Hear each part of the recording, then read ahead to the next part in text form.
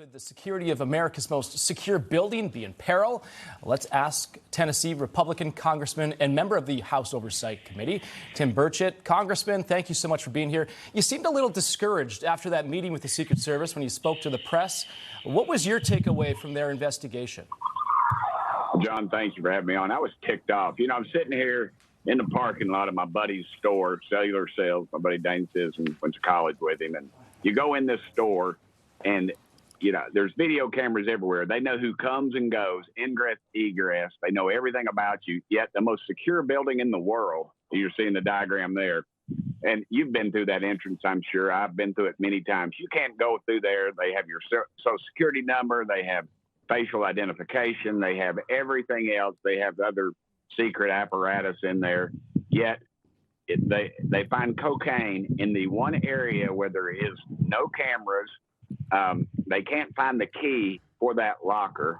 They destroyed the DNA that they had. They claim there's been some misquotes. They actually claim that they did not have enough DNA. Now, I don't know what enough DNA is, but if you've got DNA or you don't have DNA. They claim they destroyed it during when they got the bag, because they normally, any law enforcement will tell you that they go in and they go in and then they would in hazmat suits, and then they turn around and put it in a bag, in a secure bag, and take it to a lab. Well, they said they destroyed all the baggage so they couldn't check for fingerprints because they were afraid it was anthrax. That just doesn't fit. That doesn't fit. And this whole thing is a cover-up. They originally said the cocaine was in one area of the White House, and this bag of cocaine must have a pair of legs. And I think, and the poor members of the Secret Service were just having to tell us a bunch of garbage, and I'm afraid they knew it. And you've got that key, the missing key that's a lead. You would think that they would be able to find that key or track down that key, right? But do you suspect, though, that the Secret Service may be ending this probe because someone inside the White House is involved, whether it be someone of the Biden family or maybe a top-level staffer? It has to be, because you don't just walk into the White House. It's not like walking into the buffet down at your neighborhood Shoney's. You know, you don't just walk in. There's a multiple series of security that you have to go, and you have to have a clearance to even get to that point. So they would have a group of people that they could go from, say 100 people. And I was with law enforcement last night. You know, they would lock it down. They would find out who it was. They would interview all of those people. Apparently, they're not even going to do that. This is the third instance where they found drugs in the White House.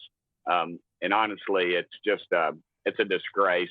This Biden family, the crime family, they're out of control. This is just another series of cover-ups that they've done, and they'll continue to do, because the Justice Department is gutless and Congress is gutless, frankly.